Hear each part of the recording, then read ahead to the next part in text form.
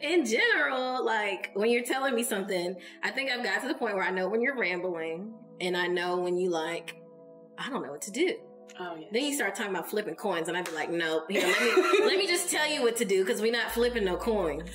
I feel like flipping a coin is a legit way to. I don't think that's how you know. All right, today we are talking about friendships, what you need in them, how do you know if you have good friends, How to ask for what you need. Yes. So, this is the part where I think I'm supposed to say my girlfriends. Your tribe. My girlfriends. They're through thick and thin. Did we do this? No, I'm sorry. Okay. We're going to cut that part. All right, so we're going to start off with what's the thesis. So, what are we sipping on? Today we're sipping on Black Excellence and coffee. Some extra caffeine. Do you call it your tribe, your besties, your homegirls, your friends? What do you call it? Gang, gang. Do you really say that? I don't. Because I'm never going to say that. No, tribe. I call it my friends mostly. I feel like I call it my friends, but I don't know. I don't really refer to a group of people often. It's like a person for me. Yeah, I usually refer to my friends singularly. Like, we're not really in a group, for real. Okay, so we're going to call it the Just Be tribe. Who's your tribe? How do you know who your tribe is? How do you know if you have a tribe? Are they good? So, like, how do you know that you have good friends? Like, how do you know if you don't well, more so, how do you know if you don't have good friends? So we were preparing for like a later episode, and that's how I know I have good friends. So we asked them a question, and they didn't say, like, none of my friends said anything negative. I was like, okay, I got good friends. Like, I did have to pull it out of my friends. Like, no, give me the stuff. Like, if you immediately say something and they're like, this is wrong with you, this is like, if they're haters, basically, those aren't good friends. Dang, they was just waiting on the moment. How do you know if you don't have good friends? If I don't feel like safe, supported. What do you mean safe? Well, like, okay, today is a perfect example because we both are feeling pretty shitty this morning and just didn't want to do Get anything. out of bed. Yeah. But like that support and the openness to be able to talk about, like, okay, I'm not feeling it today. Like, I really think something is wrong with me. Like, and your reaction to it was, yeah, girl, me too. Yeah. And then we could kind of talk about it without me feeling like, oh, Marasia, you just being dramatic. Like, it's not that big of a deal. And then to go even further, like the person we have recording for us today, because clearly we're recording, I'm comfortable enough around them to be like, yeah, I feel pretty shitty. And like, I don't feel like I have to be like something else to like get through fake. to, yeah, like it's just, but it gives you more comfort to just be like, okay, I can do this. So to me, that's how I determine if I can be like in a good and bad mood around you, then I consider you like a genuine part of my tribe. So what if I wasn't feeling good though? Like, wait, what if I was feeling good? Like you said, I said, yeah, me too. I would have felt comforted that one of us had the strength they needed to get through the day. So either way, it would have been good. Like, okay, well, you carrying us today then, since you feel so good. But you also probably would have had like some encouraging words that weren't like cliche, like, we'll be okay. It'll be like, let's go, guys. Okay, I know what that feels like. In general, that's how I know I have good friends. I don't like to say that I have any bad friends. I just have friends for different things. Same. Like, I know I can call on certain friends to do certain things. Like, let's go skydiving. I know I'm not calling you. Don't call me, because I'm going to be I already know. Okay, so what's the hardest part about, so if you realize you don't have the tribe you need, what's the hardest part about finding those people? For me, I live in a small town, so there isn't that many people. And I work with old people at work, so I'm not trying to be friends with them. No offense, boss. Boss, I hope your boss ain't watching this. He better not. What's the hardest part about finding your tribe? Getting out of your comfort zone. Because you have to, like, to find a new friend, you got to be open again. Like, it's not like kindergarten. You're just like, hey, you want to be my friend? Even though we did. I didn't do that in kindergarten. You did that with me on the bus, basically. I didn't want to sit with all the other people who were loud and rambunctious, so I was like, she not saying nothing, let me go sit with her. Honestly, when I first came to Atlanta, my first tribe was, or actually started a small group. We actually became really good friends. It wasn't this really like religious experience. It was more of like a genuine group of friends, and we got together. We celebrated each other's birthdays. We had little game nights. We talked. We were honest. You know, we talked about relationships. We didn't pretend like, okay, nobody has sex. Nobody does anything wrong. It was just really open. So like, I feel like that's what I'm looking for when I'm trying to find a tribe, but it takes like, that's a special scenario because you're literally coming together to be open. Yeah. Whereas when you're just meeting somebody randomly, like it's almost like a trial period. So it's like, okay, let's do this and see how that goes. And then let's do this and see how that goes. But then you got to be careful not to get somebody who just like, let's do this, this, and that. And it's like, dang, I'm not really feeling them like that. How do you reject a friend? Oh, yeah, that's the hardest. Like, because you're not in a relationship. So you can't just be like, okay, I want to break up. It's just like, I just want to hang out with you less. I mean, you're cool, just not for me. Not every day. But then you also have those people that you want to be around, but I don't want to hang out with you every weekend. And it's not you. I just don't want to be around anybody every weekend. So it's like you got to have friends who want a friend, but only when you feel like friending. And understand that you're not going to feel like friending all the time. But that's hard in new friendships because it's like, isn't that what you're supposed to do? Because y'all got to get to know each other. And then people be like, maybe they don't like me. And it's just like, because I mean, I've thought that before. I'm like, am I annoying? Like right now, I'm like, am I rambling? So it's just a lot of internal dialogue that also makes it hard to make friends. And nobody's usually thinking the things that you think they're thinking. Yeah, no, because they got their own lives going on. They have like the meetup apps and things like that. But to me, it's just kind of, I'm not going to say it's weird, but it's hard, especially like as a Black 20-something-year-old. It's probably easier in Atlanta. Yeah, there's no Black but where I'm at. I'm going to be real. Connecting with Black women is one of the hardest things to do. Because I don't know if we just walk around with this like block trying to protect ourselves, or I'm going to speak from my experience. Because I get it all the time, especially like at work. Like months later, people will tell me like, yeah, you used to walk in like you was just mad at the world. And I'm like, I mean, I was fine. I just was in my own world. Yeah. So it's like, if I do that, then how do I walk around on a day-to-day basis, like in public? And I don't look approachable then.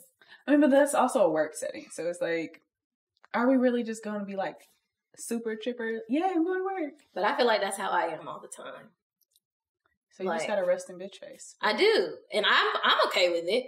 But, like, it makes it harder to make friends. Because it's like, and I don't think all Black women are like that. Because some of them might be like, oh, my God, I would want to be friends with her. But I don't even have the energy to be like, you seem really cool.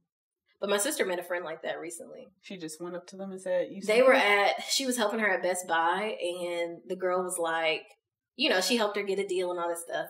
And the girl was like, this sounds kind of weird, but can I, like, get your number? You seem really cool and I want to hang out. So, yeah, she met a friend like that. So I guess it happens. I almost met a friend like that. Like, we're at a restaurant, and she was our servant. And I was like, yo, you're cool. There's not that many Black people here. Let's be friends. So we got her number. But then it was, like, hard to mesh schedules. So it didn't really go nowhere. And sometimes it just don't work out. But then it's like some people I don't know if we're used to having friends that you can consistently talk to and aren't okay with, like, hey, I haven't heard from you in 5 months. But, like, let's hang out again. Because those are friends, too. Like, I have those friends, but... Those are most of my friends. I need more friends who I can talk to a little more consistently because Taylor has a life. And I kind of don't. Like, I do, but I don't. Like, I don't have any other obligation than myself. I'm not dating. And a lot of my friends like to do things I don't necessarily like to do. Like, the most we can do is go out to eat because we like to do different things. But, like, you know, I want to go hiking. I want to go to a pottery class with my friend. I want to, like... go to yoga class with a friend. I want to like... Oh, yeah, you don't have friends to do yoga with. No. Like, I want to feel sad around my friends and it's okay. Like, I don't want to feel like, okay, I know you don't feel like doing it. You're not in the mood, but you got to get up and go anyway. It's like, oh, well, I'm going with so-and-so. It don't matter how I feel. That's where I want to be. That's going to take work. And I don't know if I got the patience to wait on the work. So it's like, do you just live a life lonely? You know? What do you do? On your growth. And on your journey, how have your friends, like, helped or deterred it, actually? Yeah. But like I said earlier, I got good friends. So, like the other day, my friend sent me like this supportive message, just like, "You've been great. I really appreciate all your kind words. Like, keep it up," type of vibes. And I don't got friends that send me messages like that. But also, like, I made those friends in the past, so like now they live far away, so it's like that's all we got these days. Well, I kind of harass my friends at this point with the little words of affirmation or love language. But sometimes I give them my love language instead of, like, I guess, using theirs. But then sometimes they don't let me use theirs. Like, what do you do about people who are hard to love? Like, they don't want to be loved. Oh, yeah, I give words of affirmation because that is my love language back. So maybe it's just reciprocal. But those that deter it, like spending money that I shouldn't be spending. I deterred them. Yes. I'm about to say, I already know if I'm coming here, I'd be like, okay, what is the cap on how much we can spend? I be trying to like not bring that. Mitigate some of it. Like, no, I get that. I know that wasn't a part of the plan. I don't want to, like, it's not, like, I don't want to say anything bad about my friends. Like, they don't, I wouldn't say they deter it. It just doesn't progress the healing process. Or maybe it helps me to get to know myself a little better. Like, in what I need. Like, assess what I need. Because, like, in college, when I had I'm going to call it a mental breakdown because that's what people like to call it. But it's basically when I started realizing I had anxiety and, like, having panic attacks. Like, the people I was around, they were very supportive in what they could understand. But, like, half of it I couldn't understand. So, it's hard to, like, have expectations from other people. Yeah. So, I think they supported in the best way they knew how. And sometimes it was just them being around and having comfort. So, I think that was helpful. But I think it's also kind of when we reconnected significantly. Because, I mean, we always stayed cool. But, like, I was, like, the only friend that I have who really I can, like, talk to about this, who would understand based on our, our friendship we've had since 4th, 5th grade? 5th grade. We met in 4th grade. We were weird. We used to talk about, like, serious things when we were younger and, like, go on hikes. We basically did this, like, had therapy on the couch. And, like, we didn't know we were doing that. That's the stuff we like to talk about. Like, how are you feeling today? So I was able to reach back out and, like, pull on Taylor a lot. We even did this, Oh, I know what book you're talking about. Yeah, we did this book together. And it was like a 40-day, The Purpose-Driven Life. Yep. And we did, like, the whole process together. It was very healing. Like, I was just really grateful. And I'm not getting sappy because, I don't like to get sappy, but. You don't, but here you go. It just really, because, today wasn't really a great day, but I'm just thinking about, like, the fact of having somebody like that you can experience that with, and it actually is productive. Because, like, you have people around, but it was literally productive. Like, I think then I started going to therapy and, like, we could talk about therapy and things like that. But anyway, what I'm saying is, like, having the space, the community to do it. And I realized I grew up with that. With your sisters? Yeah, like, maybe I didn't talk about it, but it was, like, I grew up in an open environment. So, like, going to college, you're trying to recreate this environment, but you didn't even notice you had it. So it's kind of like, what's missing? You have to be self-aware. Yeah. To know that. You have friends that you can't necessarily, like, talk through and, like, go on the journey with, like, grow with. Like, they can still be supportive. And then that just means you have to do the self-awareness. As long as you don't have friends that are, like, against your goals, I think that's fine. Well, they used to be like, why are you not drinking? Why are you not? Because there was a period where I couldn't really drink like I used to. And my mood just would not allow me to, like, be out and be comfortable. Like, at college-y stuff. I just couldn't relax. So it was kind of like, well, why are you not? And so it was kind of like, the peer pressure.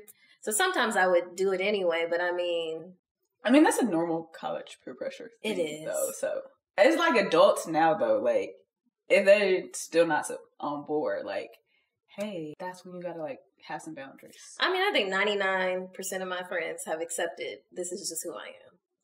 Like, that's what you really want, acceptance. Yeah, that's it. Like, you don't have to want to do it with me, but, like, I need acceptance. But now I really do need people to do life with me. Like, let's go do this together. Or like, pull me out of my comfort zone, but don't pull me out of my comfort zone. Don't drag me.